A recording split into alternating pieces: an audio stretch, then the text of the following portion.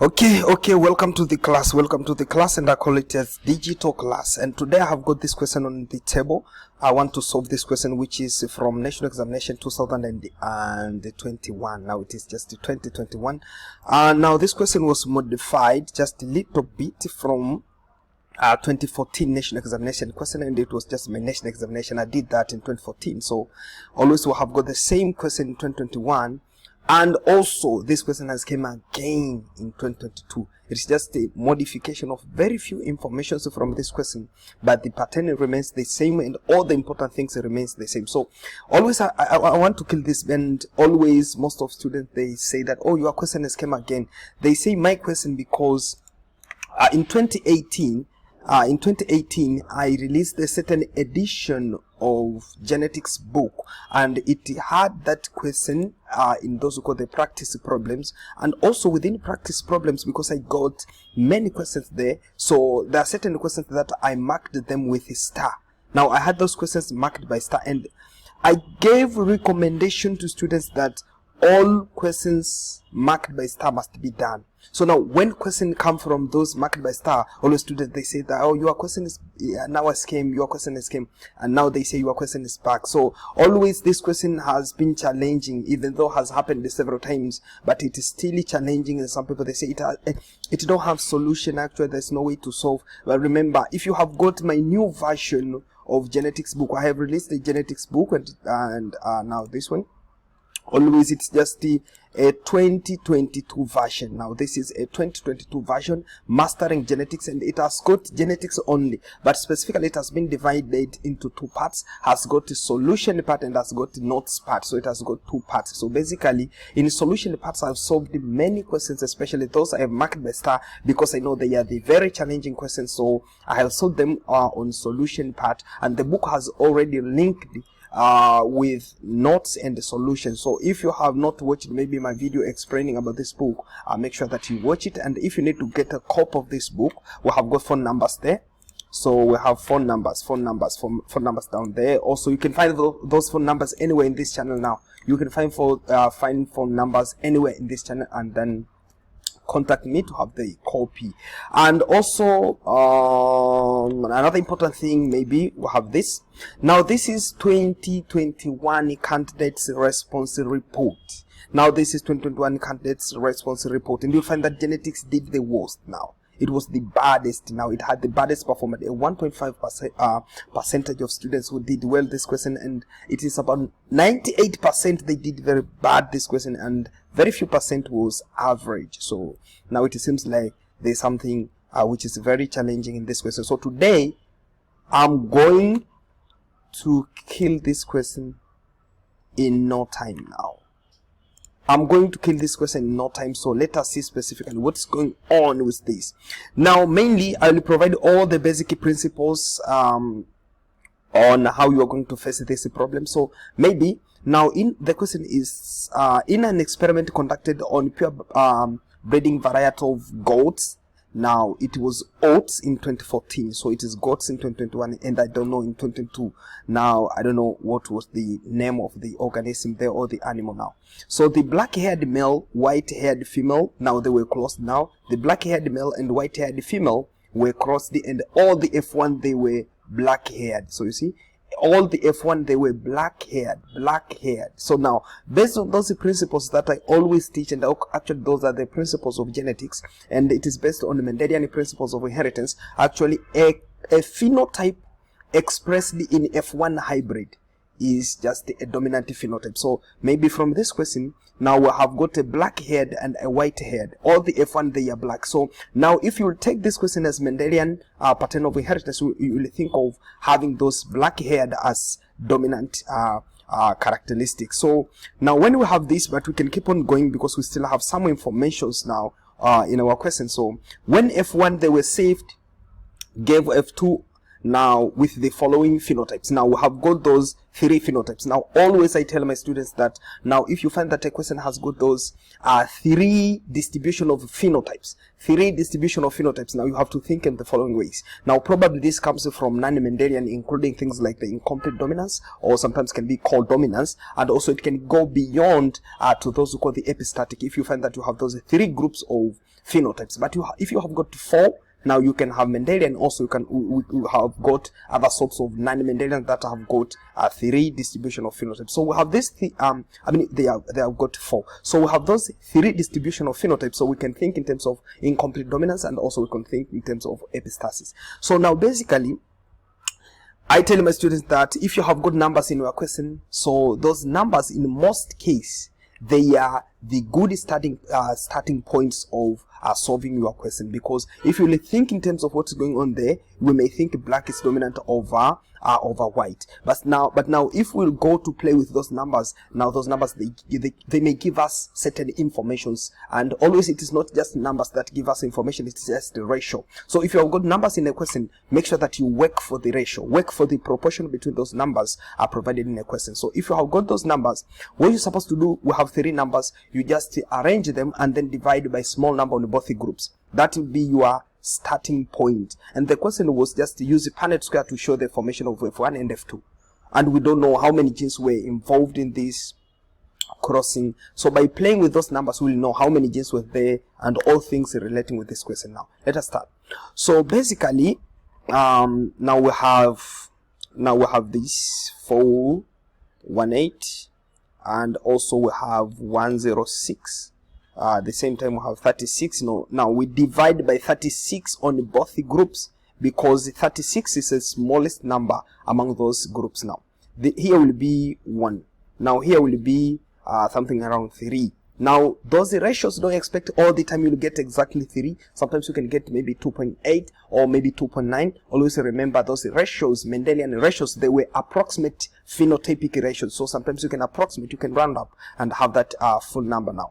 And this one always goes to 12. So having 12, 3, 1, now this ratio says something. Now this ratio says something, and always I tell my students that now you must keep in mind all the basic ratios. You have to keep in mind all the basic ratios. Now the most common ratios in genetics now include things like include a 3 ratio 1, include 9 ratio 3, ratio 3, ratio 1, include other ratios like the 1 ratio 1, and also we have got the 1 ratio 1, ratio 1, ratio 1. So all these are the Mendelian ratios. And then we have got those ratios that comes out of Mendelian. Now out of Mendelian we have got ratios like the 1 ratio 2, ratio 1. These are the non-Mendelian. We have got 2 ratio 1, they deviate from Mendelian. And also we have got other ratios. Other ratios now include things like 12 ratio 3, ratio 1. We have got 15 ratio 1. We have got things like the 9 ratio 3, ratio 4. We have got a 9 ratio 7. Now these are the non-Mendelian ratios. So you must be aware of all the information from those ratios. So for example, this one is the monohybrid basic ratio, dihybrid basic ratio, monohybrid test cross ratio, dihybrid test cross ratio. Now this is incomplete dominance or co-dominance ratio, and this one is just epistatic, lithogen. Now this is just a lithogen ratio. And then we have got this is a simple dominant epistatic ratio. So we have got simple and duplicate. So many people just they are not aware of simple and duplicate, but all in all they know about this as the epistatic now ratio, but it is just a dominant epistatic ratio. And we have got this is a recessive epistatic ratio. Now this is the simple dominant, this is the simple recessive, and we have got this is a duplicate dominant, and this is just for a duplicate recessive. So later on, as I'm going on with other series of videos, I'm going to explain all the ratios, where they come from, what are the concepts behind and everything. So our ratio was from this, which is just a simple dominant epistasis. So now what is going on with this ratio now? This indicates that we have 2 genes. We have 2 genes interacting there, and always one gene is epistatic to the other. So if you are not covered the concept of epistasis, maybe you can go to the notes and cover what's going on with epistasis. But here I'm going to just straightforward solve the question. Maybe let's go to the symbols. Let's go to the symbols. I want to generate the symbols. So on symbols, now, on symbols, what's going on there? On symbols, maybe I can minimize this. Oh, it's not working very well, but let me go. Maybe I can generate symbols, then I will have the second recording now. I will have the second recording completing this question, because now the time has gone. I want to have those video series that don't go beyond 15 minutes. So now I have left with just 5 minutes. I'll generate symbols, and then if you already have symbols, you will go in the Punnett square, because the question wanted us to answer through the Punnett square. So now always we have got the black whole grain, and then they were just the cross the versus the white whole grain. And now the resulting, we had those black haired. Now it is just the hairs now due to the goats. Now black haired goats, and then we have the gray haired goats, and then we had the white haired goats. So now how we are going to do the, now remember, in a dominant epistasis, now the one that takes this one, a proportion of 1, is the one that is influenced by recessive alleles. And then we have got this is the one that is just the, now we call this technically, we call this as hypostatic gene. Now this is from the hypostatic gene, and the one that takes a proportion of 12 is an epistatic gene. So if you already have those informations, you are in position to generate the symbols. And if you don't know how to generate the symbols, now go in my book. You can go to the Mastering Genetics book, and then all the guidelines of generating the symbols have been presented there. So now here our symbols will be, now always will let, now we will let this caps B, now will represent, now caps B will represent black hair. Now this will represent, we have those who call the black hair, black haired goats in any way, but I put the S, black hair. And then we will have it recessive. Now this will represent, now don't write this now. Always when you are answering question, make sure that you write the full thing now. Students, the students, they always copy everything now. So yeah, just right there, this represent the one with recessive. Now this one with recessive is just white. So now this will be for white hair. And then we'll have the other one, which is for gray. So you can put the G. Now this will represent, now this will represent gray, allele for gray. Now you have to put this as allele. Everything has been presented well in my book now. So this is for gray, and then it's recessive. Now will produce the same thing. Now this will represent allele for white. So now the second recessive allele, now the second recessive allele, in some cases it may have no effect on the phenotype. Sometimes you may be told some information that this has got no effect on the phenotype, but sometimes it may have the same influence as the other one there.